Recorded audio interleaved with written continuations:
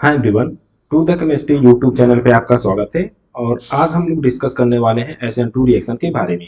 Already SN1 reaction के बारे में हम पहले से ही डिस्कस कर चुके हैं और उसके फैक्टर को हम समझ चुके थे कि SN1 रिएक्शन कराते कैसे हैं और कौन कौन से ऐसे फैक्टर्स हैं जो SN1 रिएक्शन को इफेक्ट करते थे, उसके रेट को कम या ज़्यादा करते थे। किसमें SN1 रिएक्शन फास्ट जाता है, किसमें स्लो हो जाएगा, उसकी कंडीशन क्या होती है, टर्म एंड कंडीशन, सारी चीजें को हम लोगों ने SN1 रिएक्शन के बारे में ऑलरेडी डिस्कस कर चुके हैं। ठीक है, तो आज हम लोग पढ़ने वाले हैं SN2 रिएक्शन के बारे में।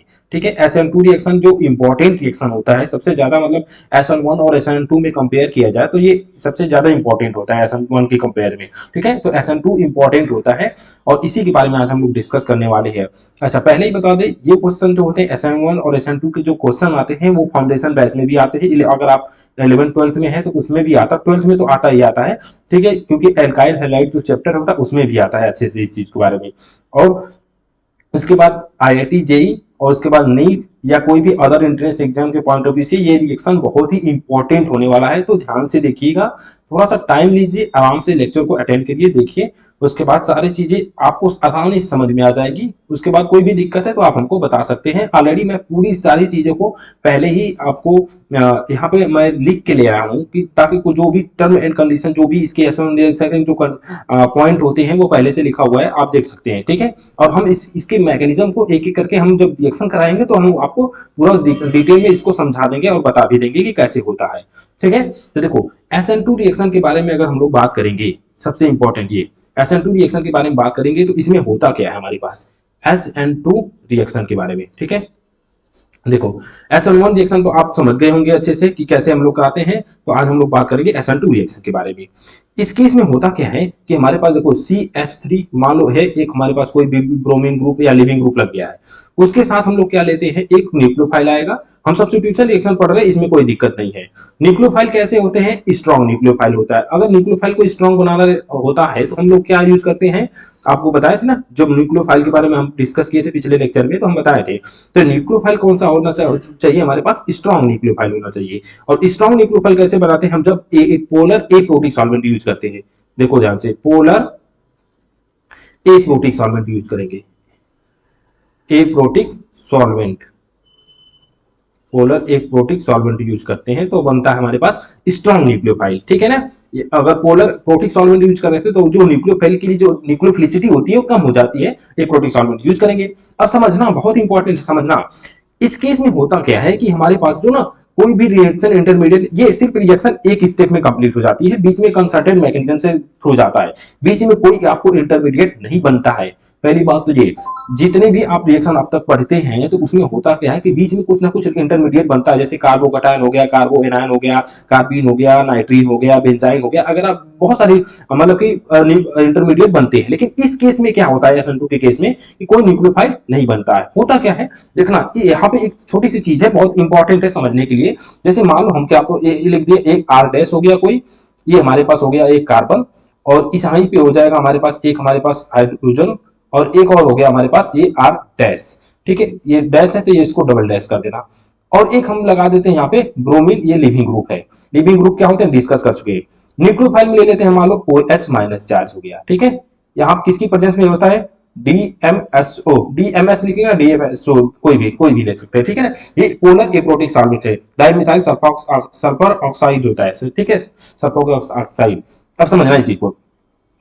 इस केस में क्या है, ये न्यूक्लियोफाइल है, इसके पास इलेक्ट्रॉन की बहुत ही ज्यादा है। ठीक है, इलेक्ट्रॉन एक्सिस मात्रा में प्रेजेंट है, उसे न्यूक्लियोफाइल कहते हैं। या तो जिसके पास लोन पेयर होता है वो न्यूक्लियोफाइल होता है, या तो जिसके पास नेगेटिव चार्ज होते हैं वो न्यूक्लियोफाइल होते हैं। इस केस में क्या होगा कि ये ब्रोमीन है और इन कार्बन है, ये इन दोनों में ध्यान से देखा जाए तो ब्रोमीन की इलेक्ट्रोनेगेटिविटी क्या होती है, ज्यादा होती है। जब ब्रोमीन की इलेक्ट्रोनेगेटिविटी ज्यादा होगी तो कितनी अच्छी बात है ना यार, यहां से इलेक्ट्रॉन क्लाउड को अपनी तरफ खींचेगा, और जब खींचेगा तो इस पर क्या आ जाएगा, डेल्टा नेगेटिव चार्ज आएगा, और इस पर क्या आएगा, डेल्टा पॉजिटिव चार्ज आएगा। अब बस यहां से स्टार्ट हो गया। ठीक है, रिएक्शन यहां से स्टार्ट शुरू हो गई। यहाँ पे पोलराइजेशन दोनों इसकी इलेक्ट्रोनेगेटिव डिफरेंस की वजह से पोलैरिटी आ गई है। अब पोलैरिटी आ गई है, किस पर नेगेटिव चार्ज होता है, किस पे पॉजिटिव चार्ज है, इसको समझने के लिए आप समझ जाइए कि ये इलेक्ट्रॉन को खींच रहा है तो इस पर नेगेटिव चार्ज, इस पर इलेक्ट्रॉन को पॉजिटिव चार्ज आएगा, क्योंकि इसकी इलेक्ट्रॉनिक कम होती है। अब समझना, देखना, न्यूक्लियोफाइल जो होता है हमारे पास OH माइनस चार्ज है, वो इधर से नहीं आ सकता। क्यों, बहुत इंपॉर्टेंट चीज है, ये इधर से आ ही नहीं सकता, क्योंकि यहाँ ऑलरेडी जो ब्रोमीन लगा हुआ है वो उस पर भी निगेटिव चार्ज है, पार्सली निगेटिव चार्ज है, इस पर कंप्लीट निगेटिव चार्ज है। तो इधर से अगर ये आने की कोशिश करेगा तो इसको रिपल्सन फील होता है। तो रिपल्सन को मिनिमाइज करने के लिए क्या करेगा, ये जो न्यूक्लियोफाइल है वो बैक साइड से अटैक करता है। तो ये जो मेन इंपॉर्टेंट पॉइंट है ये। तो हमेशा आप याद रखेंगे कि SN2 रिएक्शन में क्या होता है, जो न्यूक्लियोफाइल है वो अटैक करता है बैक साइड से। क्या? बैक साइड से अटैक करेगा, पीछे से हमेशा पीछे से आएगा भाई साहब अटैक करने के लिए, हमेशा पीछे से यही आएगा और अटैक करने के लिए आएगा। दूसरा, क्योंकि देखो यहाँ पे इतना रिपल्सन नहीं होगा, क्योंकि स्मॉल साइज के एटम होते हैं, ज्यादा हिंड्रेंस होगा तो उसमें SN2 रिएक्शन होती ही नहीं है, पहली बात तो ये। ठीक है, तो हमेशा लेस हिंड्रेड साइड से अटैक करेगा, और इधर हाइड्रोजन की साइज बहुत ही छोटी होती है तो ये बैक साइड से प्रीफर करेगा, अटैक करेगा। जब ये बैक साइड से अटैक करेगा तो जो OH ग्रुप है ना, ये इधर से जुड़ जाएगा, ये कार्बन हो जाएगा। अच्छा, अभी थोड़ा सा एक और मैकेनिज्म को समझो थोड़ी सी आगे। ऐसा मान लो ये बैक साइड से इसके साथ अटैक किया, तो ये इसके साथ बॉन्ड का फॉर्मेशन करेगा। जब इसके साथ अटैक कर रहा है तो धीरे धीरे क्या होगा, इसके साथ देखो यहाँ पे कार्बन आ गया, और यहाँ पे क्या है हमारे पास, एक लिविंग ग्रुप है, इधर ध्यान से देखना, ये ब्रोमीन है। ये एक दूसरे के एकदम कोप्लेनर है। मतलब कोप्लेनर का मतलब कि इनके बीच का देखो बॉन्ड एंगल जो होता है 180 डिग्री होता है, 180 डिग्री होता है, तो वो को प्लेनर कहलाते हैं।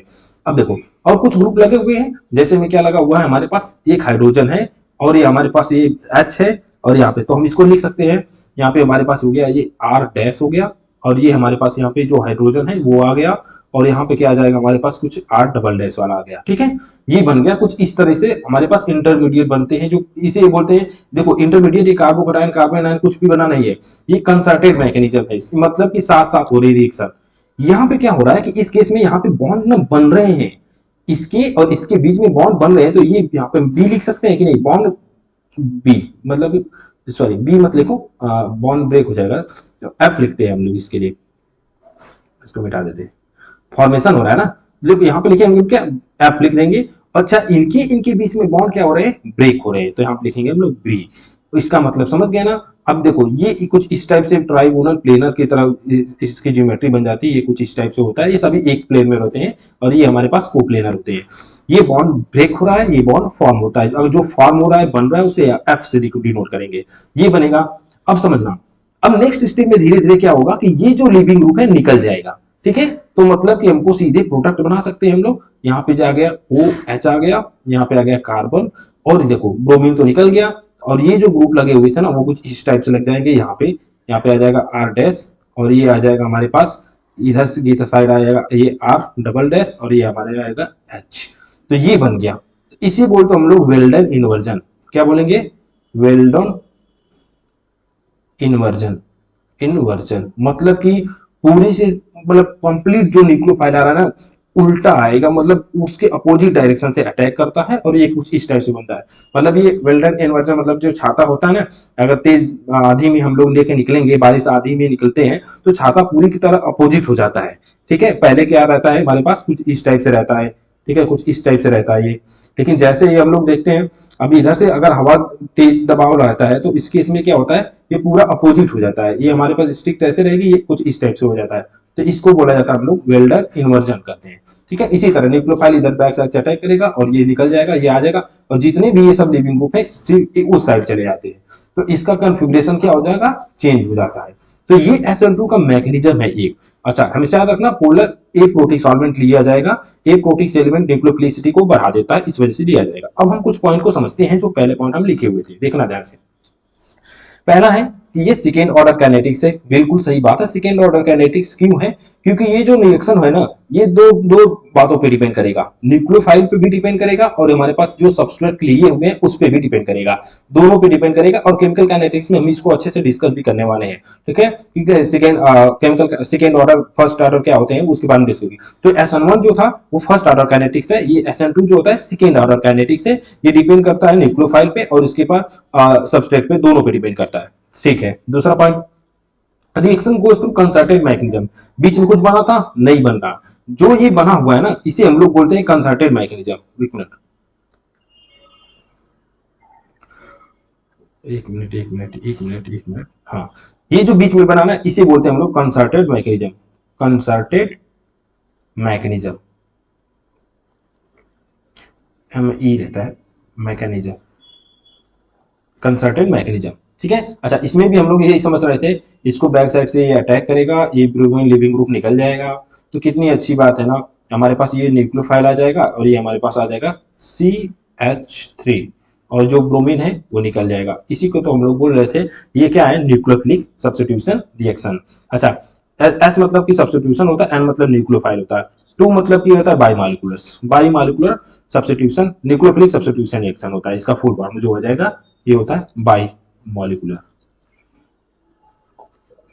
ठीक है, बाई मॉलिक्यूल कहां से आया, हमारे न्यूक्लियोफाइल था उससे, उसके पावर पे 1 आएगा। ठीक है, और हमारे पास जो सबस्ट्रेट है उसमें उसके पावर पे 1 आएगा, दोनों जोड़ेंगे हमारे पास 2 आएगा। तो मॉलिक्यूलरिटी क्या हो जाएगी इसकी, मॉलिक्यूलरिटी जो होती है वो क्या आ जाएगी इसकी 2। ठीक है, तो SN2 हमारा सेकेंड ऑर्डर है, मॉलिक्यूलरिटी भी क्या है इसकी 2 होगी। ठीक है, अब आ जाओ इसमें, देखो नो इंटरमीडिएट इन्वॉल्व, कोई इंटरमीडिएट बना ही नहीं, ना कार्बोकटायन बना है, ना कार्बो एनायन बना है, कुछ भी नहीं बना यार, सोचो। तो ये पॉइंट खत्म। रेट किस पर डिपेंड करेगा, रेट डिपेंड करेगा उसके सबस्ट्रेट और न्यूक्लियोफाइल क्या है, समझना इस चीज को। ठीक है, देखो ये एक सिंपल रिएक्शन था, हमारे पास 1 डिग्री एल्काइल हाइलाइड है। ठीक है, अब 1 डिग्री एल्काइल हाइलाइड के केस में क्या होगा कि हमारे पास ये अटैक करेगा, इसको पीछे से रोकने वाला कोई है ही नहीं यार। देखो इस तरह समझो इस चीज को, इस तरीके से समझो, जैसे मान लो हमारे पास क्या है कि ये बन गया हमारे पास कार्बन, यहाँ पे आ गया कोई ब्रोमीन ग्रुप, और यहाँ पे आ गया हाइड्रोजन, और यहाँ पे आ गया हाइड्रोजन, और यहाँ पे भी आ गया हाइड्रोजन, और हम साथ में लेके आ रहे हैं OH न्यूक्लियोफाइल, बहुत ही स्ट्रॉन्ग न्यूक्लियोफाइल होता है। ठीक है, इसी तरह हमारे पास आ गया यहाँ पे CH3। ठीक है, यहाँ पे आ गया H कार्बन, और यहाँ पे आ गया H, और यहाँ पे भी आ गया H, समझते जाना है आराम से। यहाँ पे भी आ गया कोई ब्रोमीन आ गया, प्लस OH माइनस न्यूक्लियोफाइल।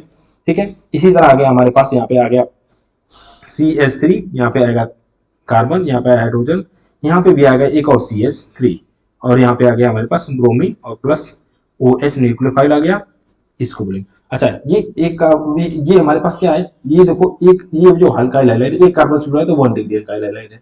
ये क्या है हमारे पास, ये कार्बन कितने कार्बन से, दो कार्बन से जुड़ा हुआ है, 2 डिग्री एल्काइल हाइलाइट है। ठीक है, और ये हमारे पास तो मिथाइल ब्रोमाइड है। ठीक है, सिंपल है।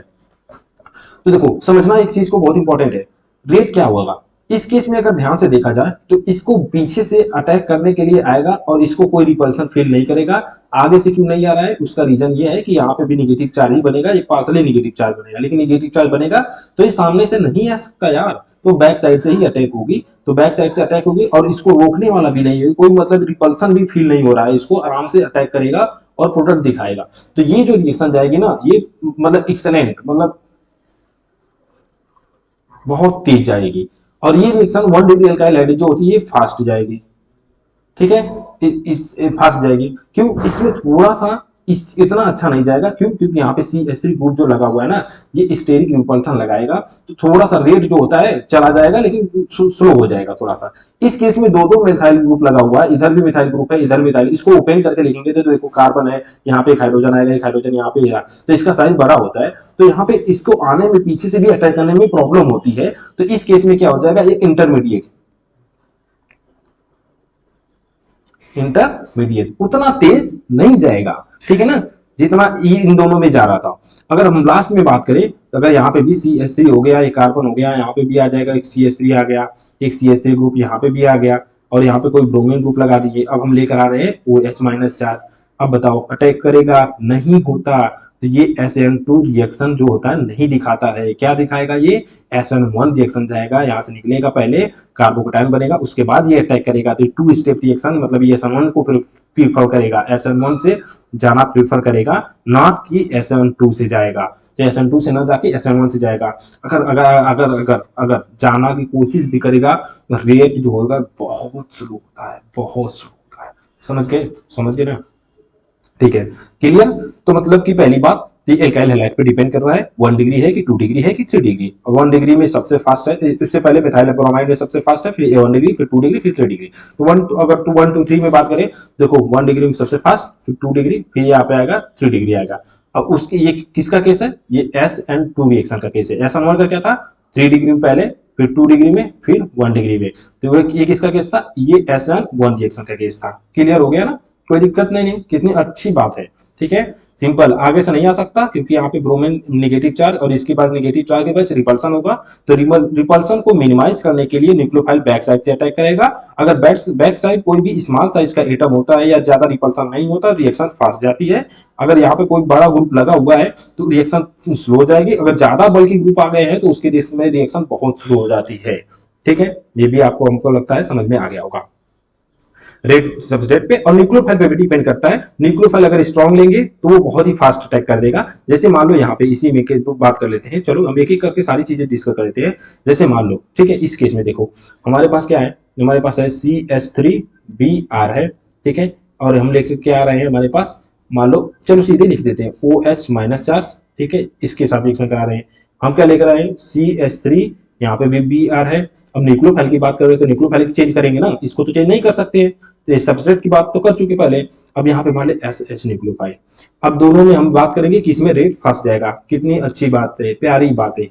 देखो हम जब न्यूक्लियोफिलिसिटी बढ़ा रहे थे, हमारे जाके लेक्चर देख लेना भाई, उसमें न्यूक्लियोफाइल, इसीलिए यार देखो हमारे पढ़ाने का पर्पज यही है कि आपको अच्छे से समझ में आए।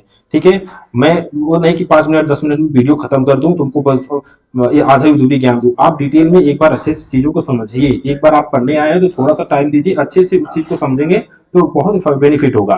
ठीक है, तो इस दोनों में देखें तो न्यूक्लियोफिलिसिटी हम बताए थे कि डाउन द ग्रुप जाने पर न्यूक्लियोफिलिसिटी बढ़ती है। जैसे मान लो हमारे पास क्या था, F माइनस था, Cl माइनस 4 था, Br माइनस 4 था, I माइनस था।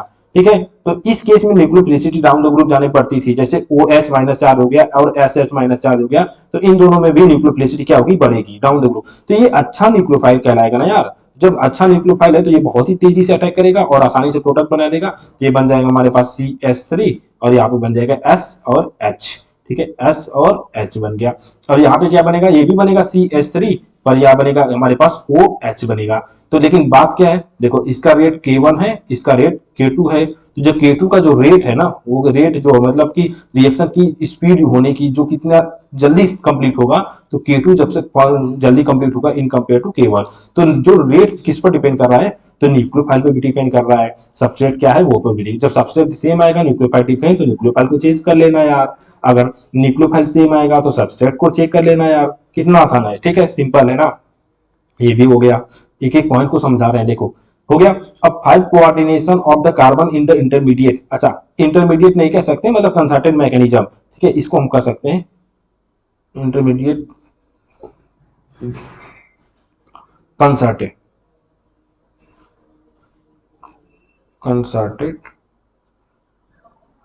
मैकेनिज्म।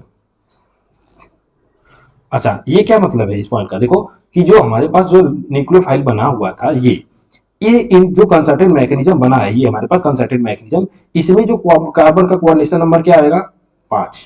ठीक है, देखो एक तो इसके साथ अटैच्ड है, एक इसके साथ अटैच है 2, एक इसके साथ अटैच है 3, 3 तो हो गया। और ये जो बने हुए हैं इनके साथ जो बॉन्ड ब्रेक हो रहा था, इनके साथ जो बना हुआ ब्रेक बॉन्ड ब्रेक हो रहा है, तो इस केस में अगर यहाँ पे देखा जाए तो इसका जो हमारे पास कोऑर्डिनेशन नंबर कितना आएगा, कोऑर्डिनेशन नंबर 5। समझ गए कि नहीं, कोऑर्डिनेशन नंबर क्या आएगा हमारे पास, 5 आएगा। क्योंकि इस समय अभी तो देखो जितना बॉन्ड, अगर मान लो ना ये 40% बॉन्ड ब्रेक हो गया या 50% बॉन्ड ब्रेक हो गया, तो इस केस में क्या होगा, ये 40% और ये हमारे पास क्या आएगा, तो ये 60% बनेगा।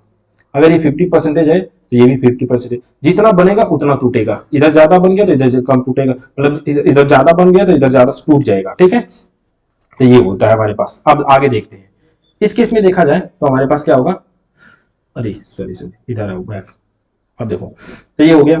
अब इन्वर्जन ऑफ कॉन्फ़िगरेशन हम बता चुके हैं, देखो ये न्यूक्लियोफाइल इधर से अटैक किया, ये पूरा का पूरा एकदम अपोजिट हो गया, तो इसे बोलते हैं inversion of configuration. Optically active compound अगर given optically active species.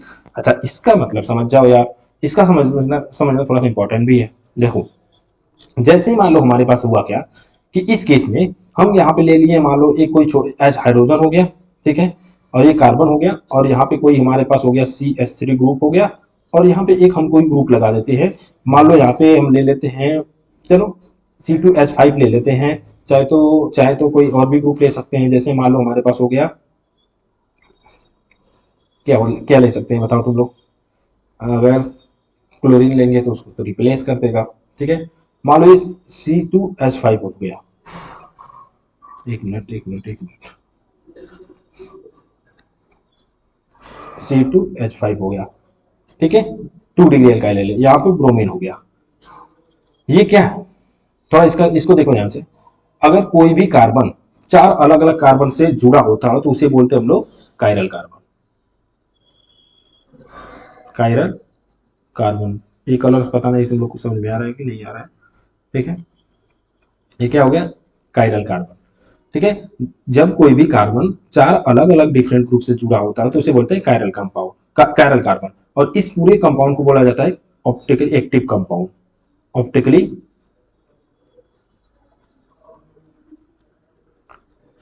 Active species, species molecule से कंपाउंड कुछ भी बोल सकते हैं।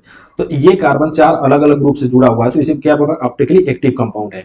तो जो हमारे पास OH माइनस चार्ज है वो क्या करेगा, इस पे अटैक करेगा। किधर से अटैक करेगा, अगर हम इधर से कर रहे हैं तो ये गलत कर रहे हैं, हमको इधर से कराना है, इधर से कराना है, बैक साइड से अटैक कराना है। तो बैक साइड से जब अटैक कराओगे तो इस केस में क्या हो जाएगा, हमारे पास OH इधर आ गया और ये कार्बन हो गया। चलो मान लो ये हमारे पास H हो गया, ये हमारे पास हो गया CH3 और ये बन गया C2H5।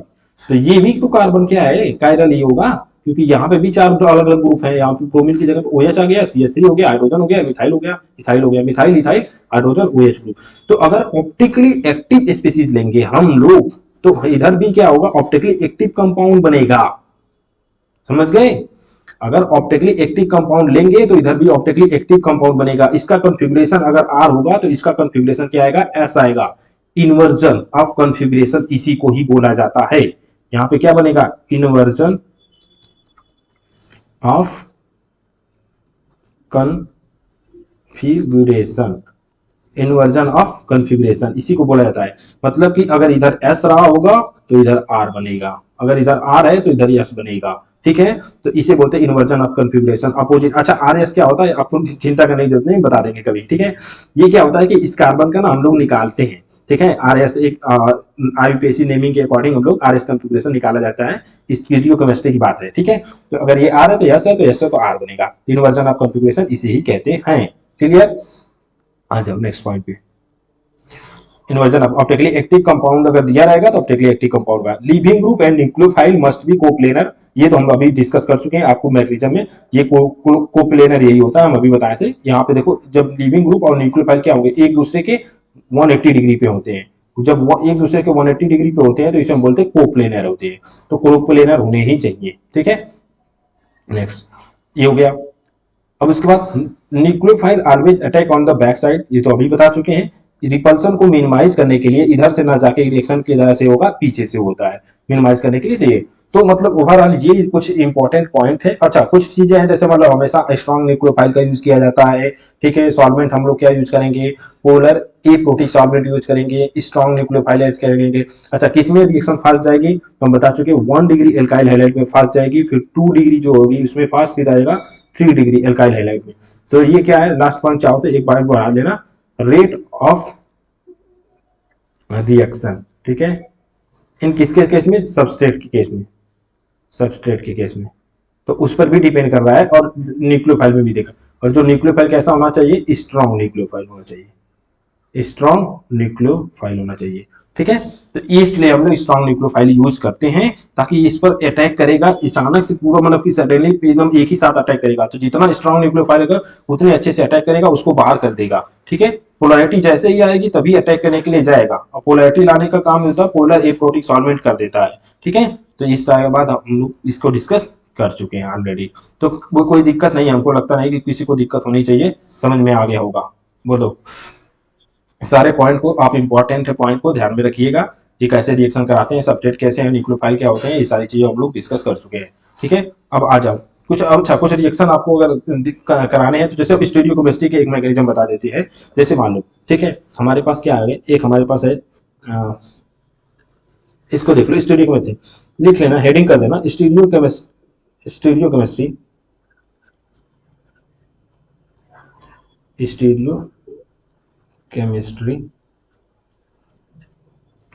Aspect of SN2 reaction, इसको भी इंपॉर्टेंट है, ठीक है। मान लो हम यहाँ पे ले लिए C2H5, ये हो गया हमारे पास एक कार्बन, और उसके साथ बैक साइड में हमारे पास पीछे की तरफ लगा हुआ है एक हमारे पास हाइड्रोजन है, ठीक है। और एक हमारे पास आ जाएगा इस तरह से, कोई भी एक ग्रुप लगा दो यहाँ पे, ये एबव है हमारे पास क्या है, ये CH3 है। और एक न्यूक्लियोफाइल लगाऊं, और सॉरी लिविंग ग्रुप निकालेंगे हम लोग, यहाँ पे लगा देते हैं हम लोग ब्रोमीन, Br एक, अरे यार -4 नहीं होना चाहिए, ब्रोमीन। अब उसके बाद हम क्या लेकर आ रहे हैं, किसके साथ रिएक्शन करा रहे हैं, एकदम अच्छे से चलते हैं। देखो NaOH, ठीक है, NaOH हो गया। उसके बाद कोई भी हम लोग सॉल्वेंट ले लेंगे, जैसे DMS, ठीक है, ओ DMSO, ये सॉल्वेंट हो गया, ठीक है। ये न्यूक्लियोफाइल हो गया, ये सॉल्वेंट हो गया, ये सबस्ट्रेट हो गया। प्रोडक्ट क्या बनेगा अभी बात करते हैं। देखो इस केस में देखा जाए तो ये इसकी स्टीरियोकेमिस्ट्री की बात कर रहा है, आप समझ जाइए। देखिए कोई भी चीज अगर आप कोई भी चार ग्रुप, चार एटम आ जाती है, देखो तीन अगर हमारे पास कोई भी मान लो कार्बन है, अगर इसके साथ तीन ग्रुप हैं तो सभी सभी क्या होते हैं, एक ही प्लेन में होते हैं, ठीक है। अब इस एक्सिस पे पर एक अलग एटम आएगा तो अब प्लेन में नहीं हो सकती, बहुत ही ज्यादा रिपल्सन होने लगता है। तो अब स्टीरियोकेमिस्ट्री मॉलिक्यूल्स अपने आप ना अपने स्ट्रक्चर को बदल लेता है। तो दो ग्रुप जो होते हैं ना, ये और ये ग्रुप हमारे पास जो प्लेन में होते हैं, ठीक है, ये और ये ग्रुप हमारे पास क्या है, एकदम प्लेन में होते हैं। लेकिन ये जो इस तरीके से जब लाइन देते हैं, इस ये एभव होता है, प्लेन से क्या होता है एभव, और जो डैश लाइन से दिखाया जाता है ये बिलो द प्लेन होता है। मतलब कि ये जो हमारे पास स्क्रीन है उसके पीछे की साइड में हाइड्रोजन लगा होगा और ये CH3 ग्रुप आगे की साइड लगा होगा। अब समझना इस चीज को। अब इस केस में क्या होता है, हमारे पास Na पॉजिटिव चार्ज आएगा, OH माइनस चार्ज आएगा, न्यूक्लियोफिलिसिटी को ये बढ़ा देगा, इसको पकड़ कैच कर लेता है। DMSO क्या करेगा, इसको Na को पकड़ लेगा, इसको न्यूक्लियोफिलिसिटी को बढ़ा देगा।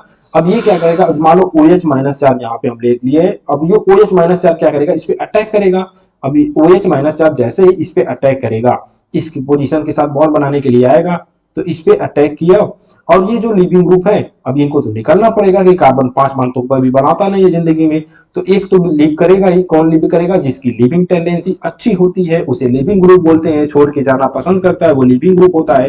तो जैसे OH माइनस इस पे अटैक कर गया, ये क्या कर गया, इसको लीव कर जाएगा, ठीक है। अच्छा अब इसको हम चाहे तो ऐसे भी समझ सकते हैं कि मान लो हमारे पास क्या हुआ, ये न्यूक्लियोफाइल आ गया, इसका हम लोग कंसर्टेड मैकेनिज्म बना देते हैं। तो देखो ये कुछ इस टाइप से बनेगा, ये आ गया, ये हो गया कार्बन, और ऊपर क्या हमारे पास C2H5 है, तो इसको लिख लेना C2H5 हो गया।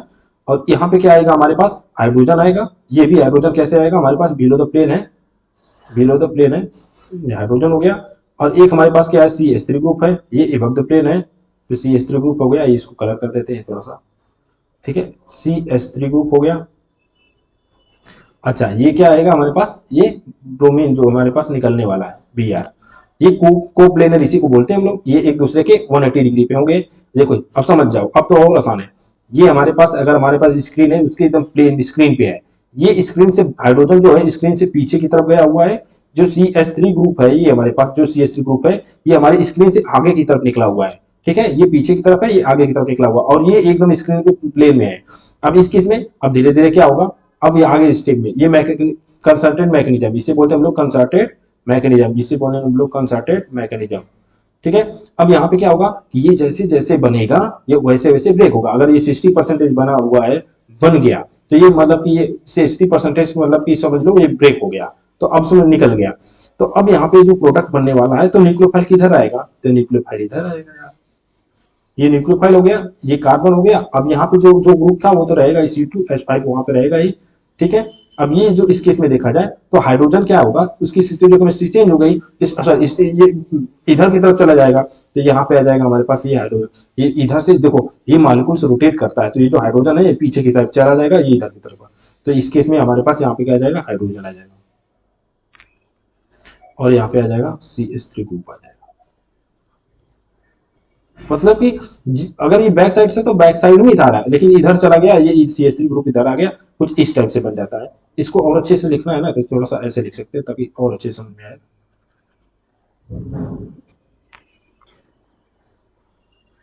ये हो गया C2H5, वेल डन इन्वर्जन, ठीक है। इस तरीके से बनेगा, यही टेट्राहेड्रल होता है यार, ऐसे दिखा दो ना। टेट्राहेड्रल कैसे बनता है, मान लो अभी कोई कंपाउंड बना के दिखाते आपको। ये हमारे पास कोई और ग्रुप हो गया, और ये क्या होगा हमारे पास कोई एक ग्रुप, और एक हमारे दो प्लेन में हो गए, और एक प्लेन के ऊपर जाता है, एक प्लेन के नीचे जाता है। इनको सबको मिला दो, यहाँ पर मान लो H हो गया, ये हमारे पास CH3 ग्रुप हो गया, ये C2H5 हो गया, ठीक है। ये मान लो हमारे पास न्यूक्लियोफाइल हो गया NU। तो इनको मिलाओ सबको, ये सब कुछ इसको मिलाओगे तो इस तरह से बनते हैं, तो ये टेट्राहेड्रल बनता है, ठीक है ना, ये टेट्राहेड्रल बनते हैं।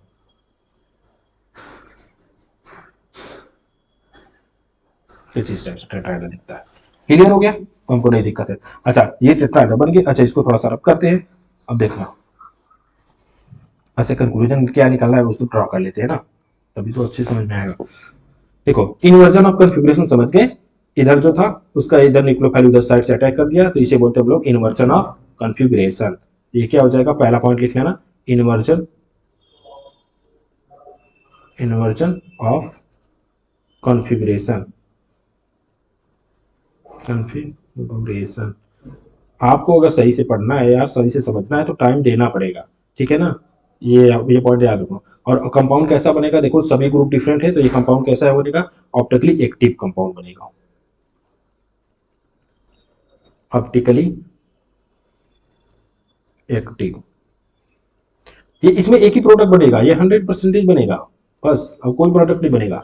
थर्ड पॉइंट इसमें लिख लेना, leaving group Lg, leaving group and nucleophile Nu negative charge, nucleophile must be coplanar, coplanar. चौथा पॉइंट लिख लेना, कंसर्टेड मैकेनिज्म, कंसर्टेड मैकेनिज्म, ठीक है, मैकेनिज्म। इसका मतलब कंसर्टेड मैकेनिज्म समझते हो ना, बॉन्ड बनने वाला और बॉन्ड जो बन रहा है और जो बॉन्ड टूट रहा है दोनों क्या होंगे, साथ होंगे। तो जो बॉन्ड फॉर्मेशन और बॉन्ड एकदम एकदम साथ होते हैं, तो उसे हम लोग concerted mechanism. Bond breaking and bond formation एकदम एक दूसरे के साथ होते हैं, इसे कंसर्टेड मैकेनिज्म बोलते हैं। तो कोई दिक्कत नहीं होगी। अब हम कुछ क्वेश्चन देते हैं, आपको समझना है, थोड़ा क्वेश्चन को अपने करने की कोशिश करना। जैसे मान लो हमारे पास कुछ इस टाइप से कंपाउंड है, देखना बिना क्वेश्चन को अटेंड किए मत जाना। पहली बात तो ये, पढ़ने का कोई फायदा ही नहीं जब आप क्वेश्चन ही नहीं कर पाओ, तो क्या ही मतलब निकलेगा। यहाँ पे Cl है, ठीक है, और यहाँ पे एक CH3 ग्रुप लगा हुआ है, और हम यहाँ पे लेकर आ रहे हैं हमारे पास NaOH न्यूक्लियोफाइल है, NaOH। अब आप बताइए प्रोडक्ट क्या बनेगा।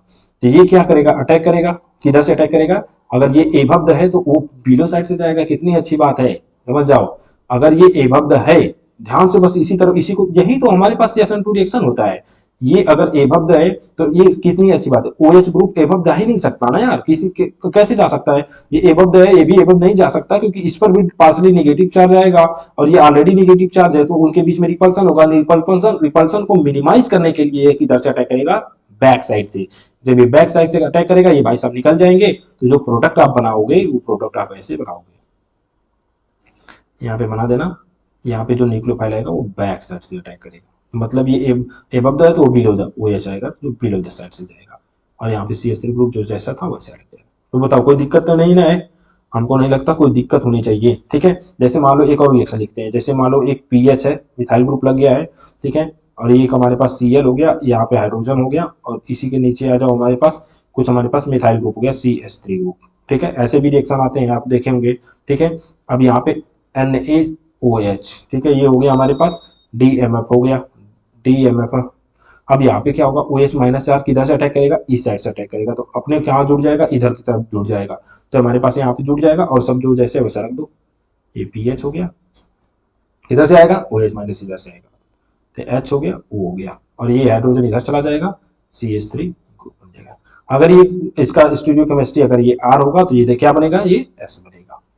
क्लियर हो गया ना, कोई दिक्कत नहीं है रिएक्शन कराने में। अब कहीं से भी कोई भी रिएक्शन आएगा तो आप हमको उम्मीद है करा लेंगे, चाहिए आपको हो जाना चाहिए, ठीक है। अगर नहीं भी होता तो भी कोई दिक्कत नहीं, आप हमसे फिर डिस्कस कर सकते हैं, तो हम उसको भी बता देंगे, ठीक है। अब बात करते हैं, जैसे मान लो किसमें रिएक्शन फास्ट होगी, किसमें स्लो होगी, उसके फैक्टर्स के बारे में। तो नेक्स्ट पॉइंट कर देना, हमारे पास नेक्स्ट पॉइंट क्या रहेगा, फैक्टर्स, इन्फ्लुएंस, ठीक है, इफेक्टिंग SN2 रिएक्शन। कौन कौन से ऐसे फैक्टर्स हैं जो इफेक्ट करेंगे, ठीक है, SN2 रिएक्शन पे। फास्ट होगा कि स्लो होगा, ये तो पता होना जरूरी भी है यार। अब लोग रिएक्शन सीख गए, पर उसके सबसे इंपॉर्टेंट तो यही हमारे पास रिएक्शन को कैसे कराएंगे, किसमें फास्ट होगा किसमें स्लो होगा, यही नहीं पता रहेगा तो फिर क्या ही मतलब है। ठीक है, तो देखो हम पहले ही बता चुके हैं फैक्टर्स, किसी के भी फैक्टर को समझने के लिए हम क्या समझेंगे, सबसे पहले हम देखेंगे कि रिएक्शन में क्या क्या यूज होता है। ठीक है, तो कोई भी आप रिएक्शन कराओगे तो हम लोग देखेंगे ना, सबसे पहले हमारे पास क्या होता है, एक सबस्ट्रेट होता है, समझते जाओ। सबस्ट्रेट होगा, प्लस उसके साथ सबसेट में ही अटैच हमारे पास लिविंग ग्रुप भी होते हैं। ठीक है, सबस्ट्रेट से ही अटैच होगा लिविंग ग्रुप, तो सबस्ट्रेट हो गया हमारे पास। और इसके बाद हमारे पास क्या होगा, न्यूक्लियोफाइल होता है। ठीक है, और हम क्या लिए थे, सॉल्वेंट लिए थे, और हमको एक मिला था प्रोडक्ट। तो ये तो प्रोडक्ट बात की बात है, पहले इसको देखते हैं। हम एक रिएक्शन लिखते हैं, CH3Br प्लस NaOH। ठीक है, इसके बाद DMF। ठीक है, DMF, इसके बाद प्रोडक्ट क्या बनेगा देखते हैं। देखो सबस्ट्रेट पे डिपेंड करेगा कि नहीं करेगा। अगर ये 1 डिग्री एल्काइल हाइलाइट नहीं है, मान लो ये मिथाइल ब्रोमाइड है, तो अगर 1 डिग्री 2 डिग्री 3 डिग्री में बात कर रहे थे, जैसे मान लो इसमें बात कर रहे थे, तो ये डिपेंड करता है, पहले मतलब लिख लो फैक्टर, किन किन फैक्टर पे डिपेंड करता है। तो पहला फैक्टर तो है सबस्ट्रेट, कि हम लोग सबस्ट्रेट लिए क्या है।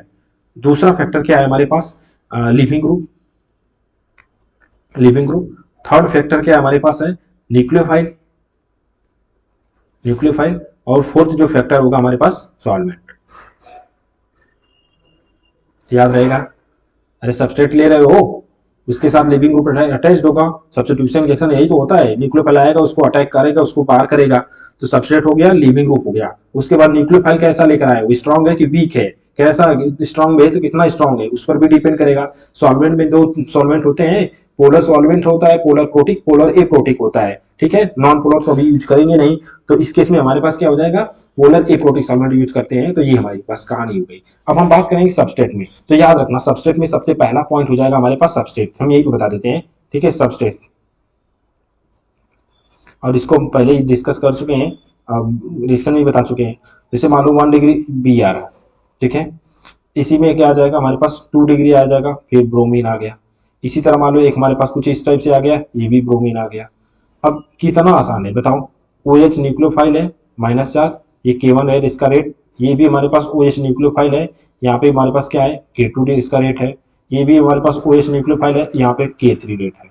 तो किसमें रेट फास्ट हो जाएगा, SN1 रिएक्शन में स्टेरिक हिंड्रेंस जितना कम लगेगा वो उतना ही फास्ट रिएक्शन जाएगा। ये क्योंकि इसको बैक साइड से अटैक करेगा, उसको कोई रोकने वाला नहीं है, तो आसानी से रिएक्शन होगी। तो इस केस में हमारे पास सबस्ट्रेट पे डिपेंड कर रहा है कि नहीं कर रहा है, तो सबस्ट्रेट क्या होगा, जितना लेस हिंडर्ड रहेगा, ठीक है, उतना ही फास्ट रिएक्शन दिखाता है। तो सबस्ट्रेट पे डिपेंड करेगा। तो इसीलिए यहां से हमको पूरा कंक्लूजन ये आया है कि जो सबसे ज्यादा रेट फास्ट जाता है वो CH3Br में जाएगा, इसमें रेट फास्ट जाएगा। उसके बाद आएगा हमारे पास 1 डिग्री आ जाएगा, 1 डिग्री एल्काइल हाइलाइट, फिर आएगा हमारे पास 2 डिग्री एल्काइल हाइलाइट, फिर आएगा हमारे पास 3 डिग्री एल्काइल हाइलाइट। तो ये हमारे पास आएगा रेट सबस्ट्रेट के ऊपर डिपेंड करता है। ठीक है, तो जितना लेस हिंडर्ड रहेगा उतना ही फास्ट रिएक्शन होगी, क्योंकि इसको बैक साइड से अटैक करना है और बैक साइड में उसको रिपल्सन नहीं चाहिए। तो इस वजह से याद रखना, तो इसमें बहुत ही अच्छे से फास्ट रिएक्शन जाता है। ठीक है, अच्छा जैसे मान लो एक और रिएक्शन लेते हैं, जैसे मान लो ये एल्काइल, यहाँ पे Cl लग गया, एलाइलिक हाइलाइट से हो गया। ठीक है, एलाइलिक और बेंजाइलिक भी ले लो। ठीक है, बेंजाइलिक भी ले लो, ये बेंजीन ग्रुप हो गया, और यहाँ पे हो गया, यहाँ पे कोई क्लोरीन ग्रुप लगा दो। इन दोनों के केस में भी रिएक्शन क्या होती है, फास्ट जाएगी। क्यों, यहाँ पे OH माइनस चार्ज क्या करेगा, रिपल्सन कम होगा और स्टेबिलिटी भी मिलेगी, क्योंकि यहाँ पे क्या होता है, उसके साथ इंटरेक्शन होता है, ऑर्बिटल इंटरेक्शन होता है। इसके बाद यहाँ पे जैसे ही ये इस पर अटैक करेगा और इसको क्या करेगा, बाहर करेगा, कोई रिपल्सन ज्यादा है ही नहीं। ये कार्बन से भी डबल बॉन्ड ये कार्बन से जुड़ा हुआ है, तो ज्यादा रिपल्सन नहीं है, तो ये भी क्या होगा, एक्सेलेंट रिएक्शन दिखाता है, बहुत ही अच्छा रिएक्शन जाएगा। ठीक है, ये मान लो इसको हम लोग समझने की कोशिश करें, तो ये हमारे पास यहाँ पे p ऑर्बिटल बनेगा, ये भी p ऑर्बिटल बनेगा, और यहाँ पे क्या हमारे पास जो बनेगा, ये न्यूक्लियोफाइल जो आएगा हमारे पास नया, उसके साथ तो ऑर्बिटल के साथ ना स्टेबलाइज हो जाता है। ठीक है, बहुत ही अच्छे से स्टेबलाइज होता है, तो इस केस में रिएक्शन फास्ट होती है, तो याद रखना। तो इसमें भी क्या हो जाएगा, ये बहुत अच्छा मोस्ट स्टेबल इंटरमीडिएट बनता है स्ट्रक्चर, इस वजह से क्या होता है, ये फास्ट रिएक्शन दिखाता है, तो ये SN2 के फेवर करेगा। ठीक है, सेकेंड। अच्छा, हम लोग बात करेंगे अब लिविंग ग्रुप के बारे में, ठीक है। तो लिविंग ग्रुप में देखो, सेकेंड पॉइंट, लिविंग ग्रुप के केस में देखा जाए तो हमारे पास लिविंग ग्रुप कैसा है, जैसे मान लो एक हमारे पास CH3 आ गया, Br आ गया, ठीक है। एक हमारे पास आ गया CH3 आ गया और यहाँ पे आयोडीन आ गया। एक हमारे पास CH3 आ गया, यहाँ पे Cl आ गया। एक CH3 आ गया और यहाँ पे आ गया हमारे पास F आ गया, ठीक है, क्लोरीन आ गया।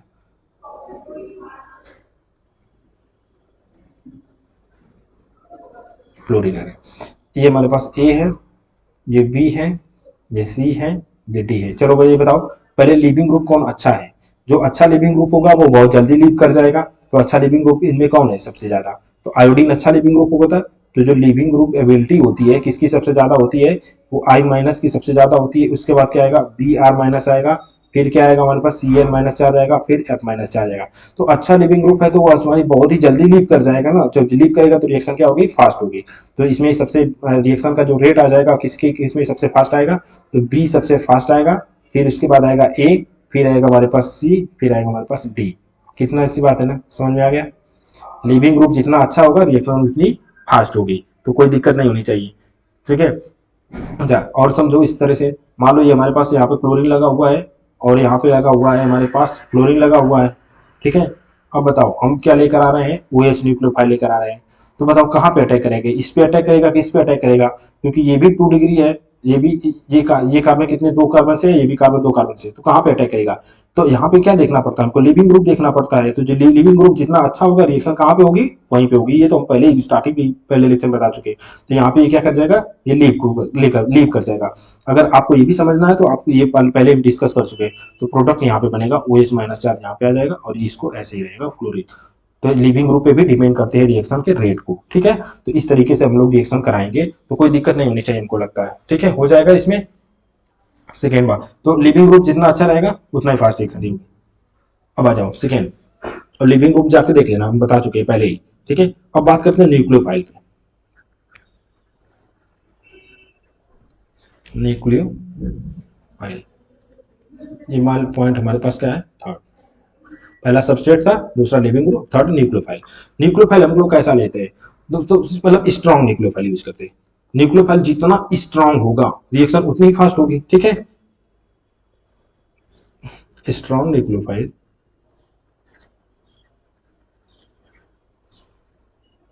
gives fast SN2 रिएक्शन, ठीक है, SN2 रिएक्शन। तो ये अच्छा, स्ट्रॉन्ग न्यूक्लियोफाइल के लिए रिक्वायरमेंट क्या होती है, कैसे पता चलेगा कौन न्यूक्लियोफाइल स्ट्रॉन्ग होगा। तो हम लोग इस न्यूक्लियोफाइल बता चुके हैं। ये देखो पढ़ाने से हमारा पर्पज यही था यार, कि बच्चों को पढ़ाने से पहले जो भी डिस्कस कर रहे हैं, वो जो चीज हम लोग SN1 SN2 में डिस्कस करने वाले थे उसको हम पहले एक लेक्चर हम पूरा न्यूक्लियोफाइल का बता चुके हैं, एक लेक्चर हम पूरा लिविंग ग्रुप के बारे में बता चुके हैं, और न्यूक्लियोफाइल के केस के साथ साथ हम लोग सॉल्वेंट के बारे में भी डिस्कस करते हैं। जो चीज पहले आने वाली थी उसको मैंने पूरे एक बार एक वीडियो में बना के उसको डिटेल में बता दिया हूँ अच्छे से, ताकि आपको आगे कोई दिक्कत ना हो, ठीक है। अब बार बार बीच में जैसे हम लोग डायरेक्ट SN1 SN2 बता देते तो आपको न्यूक्लियोफाइल ही नहीं समझ में आता न्यूक्लियोफाइल होता क्या है, ठीक है। न्यूक्लियोफाइल के लिए रिक्वायरमेंट क्या होती है जैसे बताओ तो, न्यूक्लियोफाइल क्या ना होना चाहिए, स्ट्रॉन्ग न्यूक्लियोफाइल कैसे होगा, साइज पे डिपेंड कर रहा था, साइज पे डिपेंड कर रहा था, इलेक्ट्रोनिगेटिविटी पे डिपेंड कर रहा था, ये भी हम दोनों चीजें बता चुके हैं। और बताओ न्यूक्लियोफाइल कौन सा अच्छा होगा, ठीक है। साइज हो गया था हमारे पास, इलेक्ट्रोनिगेटिविटी हो गई थी, हाइब्रिडाइजेशन भी देख लिए थे। हाइब्रिडाइजेशन का लगभग लेना देना तो इलेक्ट्रोनिगेटिविटी से हो गया था। अच्छा जैसे मान लो एग्जांपल में बात करें तो साइज में देखो, तो एक F माइनस आ गया था, एक Cl माइनस आ गया था, एक ब्रोमीन माइनस चार्ज आ गया था, एक I माइनस आ जाएगा। इसकी साइज बहुत बड़ी है तो बहुत दूर से ही डिटेक्ट कर रहेगा, क्योंकि पोलराइजिबिलिटी जो होती है इसकी ज्यादा होगी। अगर यहाँ पे कार्बन है, कार्बोकटायन बना हुआ है तो दूर से ही डिटेक्ट कर लेगा। अब यहाँ पे जैसे मान लो एक कार्बन पॉजिटिव चार्ज है, तो फ्लोरीन को साइज छोटी है तो इसको पास जाना पड़ेगा ना इसको। और जब न्यूक्लियोफाइल इस केस में अगर क्या होगा कि अगर जो आयोडीन है उसकी साइज तो बड़ी होती है तो ये दूर से ही डिटेक्ट कर लेता है, आराम से डिटेक्ट कर लेगा और इसके साथ अटैक हो जाते हैं। तो मतलब कहने का, तो न्यूक्लियोफिलिसिटी कब बढ़ती है, जब एनायन की साइज क्या होती बढ़ती है। इलेक्ट्रोनिगेटिविटी के बारे में कैसे, ये डाउन द ग्रुप हो गया, तो पीरियोडिक टेबल में डाउन द ग्रुप जाने पर न्यूक्लियोफिलिसिटी बढ़ती है, इलेक्ट्रोनिगेटिविटी क्या होगा, घटती है। देखो इस केस में बात करेंगे हम, जैसे मान लो CH3 पे निगेटिव चार्ज हो गया, ठीक है, उसके बाद NH2 पे निगेटिव चार्ज आ गया, फिर इसके बाद क्या आ जाएगा हमारे पास OH में निगेटिव चार्ज आ गया, फिर F में निगेटिव चार्ज। अब बताओ क्या लग रहा है कौन अच्छा न्यूक्लियोफाइल होगा और क्यों? टाइम लीजिए, थोड़ा सा बताइए क्यों और कैसे। ठीक है, न्यूक्लियोफाइल कौन अच्छा होगा, देखो ध्यान से समझना है। इलेक्ट्रोनेगेटिविटी देखेंगे ना यार, इसकी इलेक्ट्रोनेगेटिविटी क्या है, इलेक्ट्रोनेगेटिविटी क्या है, कम है, तो इलेक्ट्रॉन को आसानी से दे देगा। इसकी इलेक्ट्रोनेगेटिविटी ज्यादा है तो ये अपने इलेक्ट्रॉन को स्टेबलाइज कर रहा है, देना ही नहीं चाहेगा, तो स्ट्रॉन्ग न्यूक्लियोफाइल क्या होगा ये। तो न्यूक्लियोफाइल तो हम बता दें क्या होगा, तो जितना ये स्ट्रॉन्ग न्यूक्लियोफाइल होगा रिएक्शन उतनी फास्ट होगी। अब कुछ क्वेश्चन दें आपको बताएंगे कैसे होगा। ठीक है, जैसे मान लो हम ये क्वेश्चन लेकर आ रहे हैं, ठीक है, ये कुछ हमारे पास ये है, यहाँ पे लगा दें हम कोई लिविंग ग्रुप लगा देते हैं हमारे पास। ये लिविंग ग्रुप क्या हो गया हमारे पास, आयोडीन। ठीक है, आयोडीन है, दो न्यूक्लियोफाइल इसी में यूज कर रहे हैं। एक हम लेकर आ रहे हैं CH3 पे माइनस चार्ज, एक हम लेकर आ रहे हैं OH पे माइनस चार्ज। दोनों में बताओ कौन अच्छा न्यूक्लियोफाइल होगा, कौन ये। तो इसका रेट क्या आ जाएगा, फास्ट। तो ये क्या हो जाएगा, इसका रेट K1 है, K1, और इसका रेट क्या है, K2। तो K1 का जो रेट होगा फास्ट होगा K2 से। तो रिएक्शन पहले कौन कंप्लीट होगी, फर्स्ट ऊपर वाली, ये रिएक्शन पहले कंप्लीट होगी। तो समझ गए। इसी तरह और भी न्यूक्लियोफाइल होते हैं, जैसे मान लो OH आ गया माइनस चार्ज और SS माइनस चार्ज, तो इनमें कौन अच्छा न्यूक्लियोफाइल है, ये साइज बड़ी होगी ना, साइज बड़ी है तो ये अच्छा। जैसे मान लो PH हो गया, O पे निगेटिव चार्ज हो गया, और इसी तरह हमारे पास PH हो गया, S पे निगेटिव चार्ज हो गया, कौन सा सबसे फास्ट न्यूक्लियोफाइल, ये। ठीक है, ये बेंजाइल के केस में हो गया, इस तरह से हो जाएगा। तो ये हम पहले डिस्कस कर चुके हैं न्यूक्लियोफाइल में, तो याद रखना स्ट्रॉन्ग न्यूक्लियोफाइल जो होंगे वो फास्ट SN2 रिएक्शन को दिखाते हैं और कोई दिक्कत नहीं होनी चाहिए। नेक्स्ट रिएक्शन में बात करेंगे हम लोग, लास्ट लास्ट है सॉल्वेंट। ध्यान से समझना, सॉल्वेंट हम क्या बताते हैं, सॉल्वेंट के केस में जब भी बात करेंगे हम लोग, यहाँ पे मान लो कोई हमारे पास कोई एक ग्रुप लगा देते हैं, ठीक है, यहाँ पे हमारे पास हाइड्रोजन ग्रुप हो गया जो लिविंग ग्रुप की तरफ बाहर निकलेगा। ठीक है, अब इसका रिएक्शन कराएंगे हम लोग न्यूक्लियोफाइल से। ठीक है, न्यूक्लियोफाइल से। अब ये न्यूक्लियोफाइल किस केस में हम लोग क्या देखते हैं, ये जो न्यूक्लियोफाइल स्ट्रॉन्ग कब होता है, जब हम लोग यहाँ पे क्या यूज कर रहे हैं, तो यहाँ पे लिख सकते हैं polar A protein solvent used in SN2 reaction. क्यों, क्योंकि gives fast fast SN2 reaction, बहुत ही तेजी से SN2 रिएक्शन को दिखाते हैं, क्योंकि न्यूक्लियोफिलिसिटी स्ट्रेंथ को बढ़ा देते हैं। ठीक है, यहाँ पे लिख सकते हैं increase the nucleophilicity, nucleophilicity, nucleophilic की पावर को बढ़ा देती है। तो हम लोग क्या यूज करेंगे, हमेशा याद रखना, तो हम लोग पोलर सॉल्वेंट यूज करते हैं। पोलर में कौन सा सॉल्वेंट यूज करेंगे, पोलर में ए प्रोटिक सॉल्वेंट यूज करेंगे। ठीक है, पोलर ए प्रोटिक सॉल्वेंट क्या होते हैं ये तो पता होना चाहिए। पोलर ए प्रोटिक सॉल्वेंट वो होते हैं जिसमें हाइड्रोजन बॉन्डिंग क्या होती है, ऑब्सेंट होती है, हाइड्रोजन बॉन्डिंग नहीं होनी चाहिए, और वो सारे क्या होते हैं हमारे पास, वो ऑप्शन होते हैं, तो वो पोलर एप्रोटिक सॉल्वेंट होते हैं। तो हम लोग क्या यूज करेंगे, जैसे कुछ हम लिख देते हैं, आपको पता होना चाहिए कैसे पहचानेंगे। ठीक है, हम लोग कैसे पहचानेंगे कि ये SN2 रिएक्शन जा रहा है या SN1। तो मान लो यहाँ पे हम क्या करेंगे, देखना NaOH के साथ अगर नीचे DMF होगा, DMF होगा, डाइमेथिल फॉर्मामाइड करके होता है। ठीक है, ये हो गया, या तो NaOH के साथ, ठीक है, NaOH के साथ यहाँ पे DMSO हो गया, डाइमेथिल सल्फर ऑक्साइड जो होता है, ये हो गया। ठीक है, या तो NaCN के साथ, चाहे तो NaCN के साथ, ये स्ट्रॉन्ग न्यूक्लियोफाइल होगा, तो यहाँ पे भी DMSO हो जाए, DMSO हो जाए, ये हो जाएगा। या NaOH के साथ एसीटोन हो जाए, NaOH के साथ क्या हो जाए, एसीटोन, एसीटोन हो जाए। तो तुरंत समझ जाना कि यहाँ पे जो रिएक्शन होने वाले हैं वो कैसा रिएक्शन होगा, वो रिएक्शन SN2 होने वाला है। ठीक है, ये सब सॉल्वेंट है, सब सॉल्वेंट है। सॉल्वेंट का काम होता है न्यूक्लियोफिलिसिटी को बढ़ा देते हैं। तो ऑल दीज रिएक्टेंट, ठीक है, and solvent favour SN2 reaction. ठीक है ना, लिख सकते हैं ना, all these reactant and solvent favor SN2 reaction. Clear. मान लो एक दो और छूट गए होंगे, कोई दिक्कत नहीं है, ठीक है ना। अन्य ओ एम अन्य ओ एच के साथ भी आ सकता है, ओ एच के साथ आ सकता है, ठीक है। तो यहाँ पे भी लिख सकते हैं अन्य ओ एच के साथ। बस ये देखो यहाँ पे क्या होना चाहिए था, तो हम लोग लिख सकते हैं पोलर एप्रोटिक सॉल्वेंट, ठीक है। ठीक है, जैसे मान लो हम ऐसे याद रखना, यहाँ पे लिख लो न्यूक्लियोफाइल कुछ भी हो सकता है, और यहाँ पे क्या सॉल्वेंट कैसा रहेगा, पोलर एप्रोटिक सॉल्वेंट। बस एप्रोटिक सॉल्वेंट जैसे ही देखो समझ जाओ कि रिएक्शन क्या हो रहा है, SN2। और जैसे ही SN2 पता चल गया, उसके बारे में आप पहले से जान गए। यहाँ पे क्या हमारे पास क्या आएगा, कोई भी सबस्ट्रेट हो सकता है, आर हो गया, बी आर हो सकता है। समझ गए। तो ये प्रोसेस पूरा था हमारे पास SN1 और SN2 के बारे में। तो हमारे याद रखना कुछ फैक्टर्स हैं हम जो पहले डिस्कस कर चुके हैं। यहाँ पे देखो, तो हम देख लेंगे सबस्ट्रेट। सबस्ट्रेट जिसमें रिपल्सन जितना मिनिमाइज रहेगा, वो उतना ही fast SN1 reaction SN2 reaction दिखाता है। तो इसमें मिनिमाइज होगा सबसे ज्यादा, स्टेरिक जो रिपल्सन होता है वो कम लगता है, तो रिएक्शन फास्ट जाएगी, ठीक है। लिविंग ग्रुप जितना अच्छा होगा, वो उतना ही फास्ट SN2 रिएक्शन को फेवर करेगा। न्यूक्लियोफाइल जितना स्ट्रांग होगा, वो उतना ही फास्ट SN2 रिएक्शन को फेवर करेगा। सॉल्वेंट में सॉल्वेंट दो टाइप के होते थे, पोलर प्रोटिक सॉल्वेंट होता है, पोलर ए प्रोटिक। तो पोलर प्रोटिक सॉल्वेंट यूज करते हैं SN1 में, पोलर ए प्रोटिक सॉल्वेंट यूज करते हैं SN2 में। पोलर प्रोटिक सॉल्वेंट में हाइड्रोजन बॉन्डिंग होती है, पोलर ए प्रोटिक सॉल्वेंट में हाइड्रोजन बॉन्डिंग एब्सेंट होती है, नहीं होती है। तो वो कुछ सॉल्वेंट होते हैं, ठीक है। अगर SN1 रिएक्शन समझना है कि SN1 रिएक्शन के केस में कौन सा सॉल्वेंट यूज करते हैं, तो चाहे तो हम यहाँ लिख लेना, SN1 में देखना कभी भी H2O हो जाए, ठीक है ना, या तो हो जाए हमारे पास CH3OH हो जाए, या तो हो जाए C2H5OH हो जाए, या फिर उसके बाद आ जाएगा ACOH, उसके बाद हमारे पास TSO-4।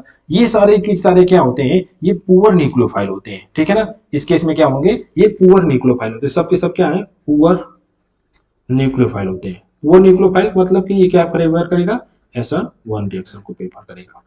क्लियर। तो हमेशा ये क्या आ जाएंगे, SN1 रिएक्शन के। तो याद रखना चाहिए, ठीक है। और SN1 SN2 को कैसे पहचानेंगे, तो समझना कंडीशन SN1 में और SN2 में। तो SN1 के केस में, और यहाँ पे SN2 लिख लो। देखो इसमें जो रिएक्टिविटी किसमें सबसे फास्ट थी, देखो इस वर्सन में 3 डिग्री अल्काइल हैलाइड सबसे, फिर उसके बाद 2 डिग्री, फिर 1 डिग्री। इस केस में अपोजिट होगा, 1 डिग्री, फिर 2 डिग्री, फिर क्या होगा 3 डिग्री। इसमें क्या लिए थे हम लोग, स्ट्रॉन्ग, सॉरी यहाँ पे लिए थे हम लोग strong living nucleophile, strong nucleophile. यहाँ पे क्या हो जाएगा हमारे पास, इस केस में क्या हो जाएगा, एक मिनट, इस केस में हो जाएगा वीक न्यूक्लियोफाइल, स्ट्रॉन्ग न्यूक्लियोफाइल। और यहाँ पे क्या हो जाएगा, वीक न्यूक्लियोफाइल। लिविंग ग्रुप का इसमें कोई, इसमें लिविंग ग्रुप जितना अच्छा रहेगा, वो उतना ही फास्ट हमारे पास जाएगा SN1 रिएक्शन। तो लिविंग ग्रुप तो दोनों में सेम होगा। इसमें जो न्यूक्लियोफाइल का होता है, ज्यादा रोल नहीं होता है, बाद में हम लोग सॉल्वेंट के साथ भी रिएक्शन करा सकते हैं। तो जैसे ये सब हम देख के बता सकते हैं। सॉल्वेंट में यहाँ पे कैसे सॉल्वेंट रहेगा, polar polar protic solvent, protic solvent. Solvent को इग्नोर मत करो, हर हमेशा कोई भी रिएक्शन कराते हो तो नीचे देखते हो कि एरो के नीचे कोई कुछ ना कुछ सॉल्वेंट लिखा रहता है। तो सॉल्वेंट को जाकर पिछले लेक्चर में देख लो अच्छे से, सॉल्वेंट हम डिस्कस किए हुए हैं अच्छे से, कौन पोलर होता है, कौन प्रोटिक पोलर होता है, कैसे पहचानते हैं उसके, हम लोग कैसे समझेंगे सारी चीजों को, रिएक्शन को, उसका यूज क्या होता है, क्या करता है रिएक्शन में। तो ये हम लोग जब भी कोई ऑर्गेनिक केमिस्ट्री के रिएक्शन कराते हैं तो देखते हैं बहुत सारे सॉल्वेंट यूज किया जाता है। और सॉल्वेंट का क्या रोल है हम बता चुके हैं। पोलर प्रोटिक करेंगे, इसमें पोलर ए प्रोटीन, ये सब पहचानने के कुछ पॉइंट है। इसको हम लोग देख के हम आसानी से रिएक्शन को हम लोग बता सकते हैं कि किसमें ऐसा रिएक्शन किसमें फास्ट जाएगा, किसमें स्लो हो जाएगा। और हम लोग जानना चाहें वीक न्यूक्लियोफाइल हो ही गया है। ऑर्डर, अच्छा इसमें ऑर्डर क्या था हमारे पास, ऑर्डर इसमें 1 था, इसमें ऑर्डर क्या था, ऑर्डर या इसमें 2 टू आता है, ठीक है। सेकेंड ऑर्डर कैनेटिक्स है, इसको लिख सकते हैं सेकेंड ऑर्डर कैनेटिक्स, इसका फर्स्ट ऑर्डर कैनेटिक्स होता है। तो ये भी हो जाया था। इसमें बीच में क्या बनेगा, ये 2 स्टेप मैकेनिज्म को फॉलो करता है, 2 स्टेप मैकेनिज्म, 2 स्टेप मैकेनिज्म। ये क्या हो जाएगा, 1 step concerted mechanism, concerted mechanism.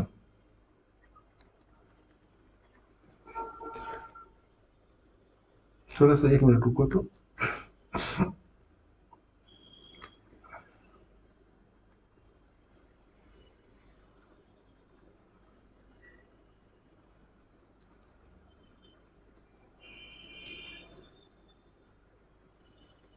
चलो कोई दिक्कत नहीं, सही से बना देते हैं आप लोग के लिए।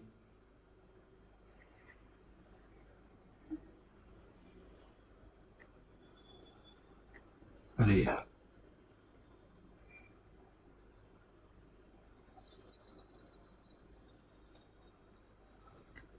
इसको हटा देते हैं।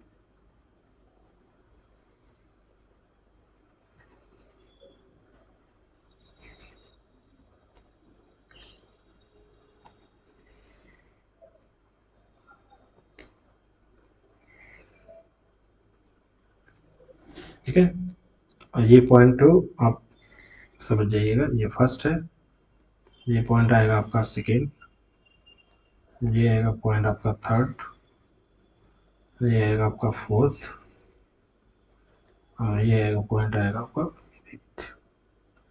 ठीक है, और एक पॉइंट, इसको पॉइंट, ये तो पॉइंट नहीं, इसको बस ऊपर आ लो समझने की। ये हो गया था, तो आप समझ गए। अच्छा, यहाँ पे 2 स्टेप में जाएगा। अच्छा, इंटरमीडिएट क्या बनेगा इस केस में? इंटरमीडिएट में कार्बोकैटायन का फॉर्मेशन होता है। इंटरमीडिएट में जो आएगा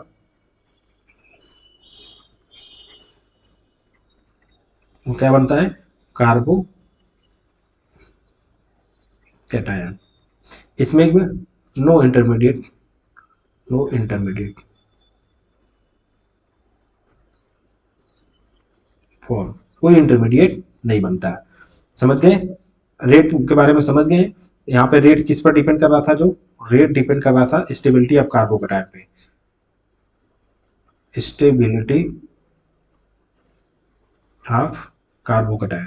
कार्बोकैटायन जितना ज्यादा स्टेबल था, रिएक्शन उतना ही फास्ट हो रही थी। टर्सरी कार्बोकैटायन सबसे ज्यादा स्टेबल होता है, अल्फा हाइड्रोजन से देख लिए थे हम लोग। और यहाँ पे देखेंगे तो यहाँ पे जो स्टेबिलिटी है वो इसका रेट ऑफ रिएक्शन किस पर डिपेंड करेगा? तो इस पर जो रेट डिपेंड करता है वो हमारे पास स्टेरिक हिंड्रेंस, ठीक है, स्टेरिक क्राउडिंग।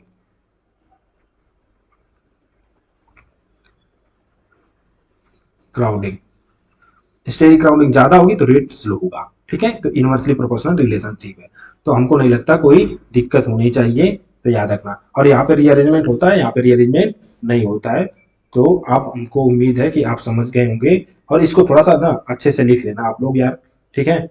हम इसको थोड़ा सा ऐसे समझाने में ऐसे इधर उधर हो गया, लेकिन आप इसको थोड़ा सा अच्छे से कॉपी कर लेना। SN1 और SN2 को अच्छे से कॉपी कर लेना, अच्छे से इसको लिख लेना, तो आपको कोई दिक्कत नहीं होगी। आप यहाँ से कंपेरिजन आराम से कर सकते हैं। ये हमारे पास क्या था? ये SN1 था, ये SN1 है, और ये हमारे पास क्या है? ये SN2 है। दोनों रिएक्शन को हम लोग पढ़ चुके हैं, दोनों के फैक्टर्स को भी हम लोग डिस्कस कर चुके हैं, और हम लोग यहाँ पे डिफरेंस भी समझ गए हैं। तो देखो, बोर्ड में क्वेश्चन भी आते हैं आपको पूरा, what is the difference between SN1 और SN2 रिएक्शन, तो इसको यहाँ से हम लोग समझ लेंगे। ये कुछ पॉइंट है, आसानी से इसको समझ जाएंगे तो आपका रिएक्शन भी, इसको तो पॉइंट करके भी लिख सकते हैं कि 3 डिग्री में 2 डिग्री में ज़्यादा होता है, हमेशा वीक न्यूक्लियोफाइल यूज करते हैं, और ये न्यूक्लियोफाइल के इंडिपेंडेंट होता है, बाद में हटाया जाता है, पहला लिविंग ग्रुप डिपेंड कर देता है। तो सारी चीज़ें हम लोग एक पॉइंट करके बना भी सकते हैं। अगर दोनों डिफरेंस पूछा तो ऐसे लिख सकते हैं, नहीं तो एक लिखेगा तो उसके बारे में अगर SN2 डिस्क्राइब दो फुल, मतलब डिटेल में पूछेगा SN1 SN2, तो ऐसे भी लिख सकते हैं। और रिएक्शन मैकेनिज्म को आपको समझ जाए होंगे, कौन सा सॉल्वेंट यूज करते हैं हमको आपको बता दिए हैं। न्यूक्लियोफाइल कैसा होना चाहिए आपको बता चुके हैं, स्ट्रॉन्ग न्यूक्लियोफाइल होना चाहिए तो फास्ट दिखाएगा SN2। और ये लिविंग ग्रुप के बारे में भी, अच्छा लिविंग ग्रुप जितना जल्दी निकलेगा उतना ही फास्ट रिएक्शन होगी। ठीक है, सबस्ट्रेट में हम लोग देखेंगे स्टेरिक क्राउडिंग, ठीक है, कितना कम होगा उतना ही फास्ट रिएक्शन होगी, ये भी हो चुका था। ये कुछ क्वेश्चन थे, करा चुके हैं। ये भी स्टीरियोकेमिस्ट्री में बता चुके हैं। तो अगर कभी भी हमारे पास लिविंग ग्रुप अगर जिस प्लेन में होगा, एबव द होगा तो बिलो द, तो जो न्यूक्लियोफाइल आएगा वो बिलो द आएगा, अगर ये बिलो द होगा तो न्यूक्लियोफाइल एबव द आएगा। तो ये भी हम लोग देख चुके हैं, कुछ पॉइंट बता चुके हैं। Inversion of configuration, optically active compound, leaving group coplanar होने चाहिए, ये क्वेश्चन ऑप्शन में बना के दे सकता है। और ये अभी डिस्कस किए थे क्वेश्चन में। और ये रेट के बारे में बता चुके हैं कि किसका रेट फास्ट होगा, ये भी हम लोग यहाँ पे सबस्ट्रेट के बारे में बता चुके हैं। ठीक है, ये कैसे होता है रिएक्शन, वो हम मैकेनिज्म बता चुके हैं, इसको मैकेनिज्म को अच्छे से लिख लेना, ठीक है। और ये कुछ पॉइंट है, इसको भी आप कॉपी कर लेना, ठीक है। तो उम्मीद है SN1 और SN2 रिएक्शन अच्छे से खत्म हो गया। नेक्स्ट हमारा जो लेक्चर आने वाला है वो एरोमेटिक न्यूक्लियोफिलिक सब्स्टिट्यूशन रिएक्शन के बारे में आएगा, जिसमें हम डिस्कस करेंगे हैलोजिनेशन, ठीक है। पहला पॉइंट जिसमें हमारा हैलोजिनेशन आ गया, जिसमें क्लोरिनेशन, ब्रोमिनेशन, आयोडोनेशन पढ़ते हैं, वो आएगा। हैलोजिनेशन हो गया, उसके बाद नाइट्रेशन हो गया, सल्फोनेशन हो गया आएगा, nitration, sulphonation, Friedel-Crafts reaction, Friedel-Crafts alkylation. ये सारी चीजें जो हम लोग बार बार हम किसी भी कोई भी हमारे पास आता है, हमारे बेंजीनिंग बना के उस पर हम लोग देखते हैं कि बहुत सारे रिएक्शन आते हैं, ठीक है। ये बेंजीनिंग बना देगा, उस पर हमारे पास, एक मिनट, कोई भी ग्रुप लगा दिया या तो उस पर नाइट्रेशन, सल्फोनेशन, हैलोजिनेशन कैसे कराते उसके बारे में हम डिस्कस करेंगे। वो भी एरोमेटिक न्यूक्लियोफिलिक सब्स्टिट्यूशन। ये था क्या सब ये सब एरोमेटिक नहीं थे, ये एलिफैटिक थे हमारे पास ना, वो एरोमेटिक के बारे में डिस्कस करेंगे। ये एसाइक्लिक, वहाँ पे साइक्लिक के बारे में डिस्कस करेंगे, कोई दिक्कत नहीं होगी। और उसको भी बहुत अच्छे से डिटेल में बताएंगे, एक लेक्चर में वो भी खत्म हो जाएगा। तो प्लीज आप कंटिन्यू करिएगा और प्लीज दोस्तों को शेयर कर दीजिएगा, ठीक है। Thank you so much for watching this video. Thank you.